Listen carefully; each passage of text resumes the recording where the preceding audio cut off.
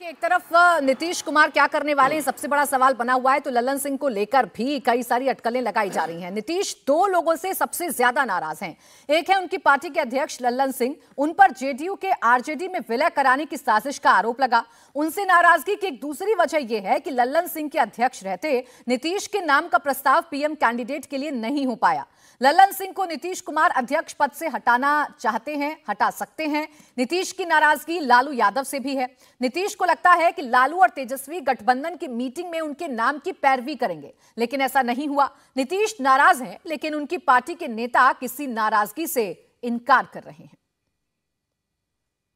लल्लन सिंह के इस्तीफे को लेकर चर्चा हर जगह हो रही है। कहाँ चर्चा हो रही है? हमारे पार्टी ऑफिस में तो कोई चर्चा नहीं है, न जानकारी है। तो चर्चा अटकलें तो आप लोग पैदा करते हैं और अटकलों को आप लोग मार भी देते हैं। जो आप सब लोग जानते हैं, कुछ दिन में लोकसभा का चुनाव होने वाला है, फिर उसके साल भर बाद विधानसभा का चुनाव होगा। तो आखिर दो चुनाव सामने हैं और लोकसभा का चुनाव तो समझिए बिल्कुल सामने आ गया। तो उस परिस्थिति में जनता दल यू की तो राष्ट्रीय कार्यकारिणी और राष्ट्रीय परिषद की बैठक लाजमी है। ना कोई नाराजगी है, ना लल्लन सिंह से कोई नाराजगी है, ये पार्टी की तरफ से बताने की कोशिश की जा रही है। लेकिन अटकलों का बाजार गर्म है, जो कई संकेत देता हुआ नजर आ रहा है। देवेंद्र, नीतीश कुमार अगर आज दिल्ली आ रहे हैं, क्या उनके कार्यक्रम हैं? दिल्ली आने का क्या मकसद है और किन से उनकी मुलाकात हो सकती है? अपरा जी, पहली बात तो जो विजय चौधरी जी कह रहे थे, अगर जेडीयू के पॉलिटिकल हिस्ट्री को अगर आप देखें तो समझ में आ जाएगा कि इस तरह के बयानों का कोई मतलब इस लिहाज से नहीं होता कि जब आरसीपी सिंह केंद्र में मंत्री थे जेडीयू की तरफ से, और तब जब ये बताया जाता था कि नीतीश कुमार नाराज हैं आरसीपी को लेकर, तब भी इन बातों को खारिज किया जाता था। और बाद में आपने देखा कि क्या हुआ, क्योंकि नेताओं की मजबूरी है कि पब्लिकली तो उसे स्वीकार नहीं सकते। लल्लन सिंह को लेकर जेडीयू में ज़बरदस्त नाराजगी है, इसमें कोई दो राय नहीं।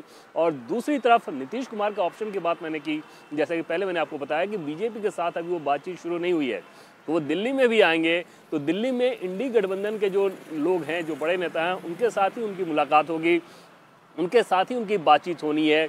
दूसरी तरफ पाला बदलने का प्रोग्राम अभी तक शुरू नहीं हुआ है। मैं बार बार अभी तक इस लिहाज से कह रहा हूं कि आगे इसमें निश्चित तौर पे पूरी संभावना खुली रहेगी। और उस संभावना के लिए भी ये बहुत ज़रूरी था कि जेडीयू के राष्ट्रीय अध्यक्ष के पद से लल्लन सिंह को हटाया जाए, क्योंकि लल्लन सिंह के बारे में जेडीयू में पूरी धारणा बन चुकी है कि ये आरजेडी के बिहाफ पर उनके एक मेंटोर के तौर पर, देश के मेंटोर के तौर पर काम कर रहे हैं। आरजेडी के साथ सेम पेज पर लेके जाना चाहते हैं जेडीयू को।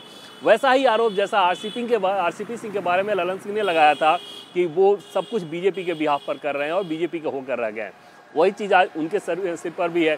तो ऐसे में ऑप्शन नीतीश कुमार के सामने फिलहाल लोकसभा चुनाव तो बहुत कम है।